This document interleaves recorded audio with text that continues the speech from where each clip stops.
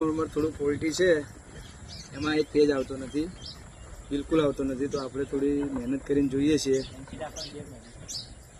હું અને એનસી ઠાકોર બંને આ ટ્રાન્સફોર્મર 11નું બુશિંગ ખોલી અને એલટી લિંક જોઈ રહ્યા છીએ. આખો ફરે છે.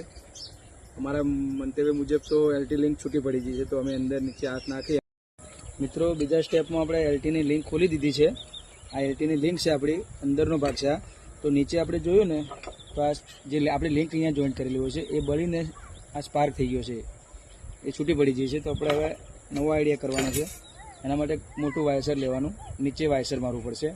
વાયસર મારી અને એની નીચે આપણે લિંક ફિટ કરવાની અને નીચે એક અલગ ચાકી કરી અંદરથી લિંક મારી અને કમ્પ્લીટ ઓકે ટાઈટ કર્યું છે, એકદમ રેડી.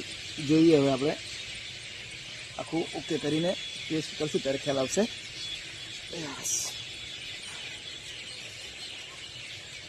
આ હોલ એક જ ખૂબ નાનું આવે છે, અંદર હાથ નાખવું ખૂબ મુશ્કેલ હોય છે, છતાં આપણે નાખીએ છીએ. ઓકે મિત્રો, ઓપરેશન સક્સેસફુલ થઈ ગયું છે. હવે આપણે બધું ઓકે કરી અને પાવર ટેસ્ટ લઈ અને તમને ઓકે કરી અને મોટર ચાલુ કરી છે, કરેલ છે. બીકેનો ખૂબ ખૂબ આભાર, બહુ મહેનત કરી છે.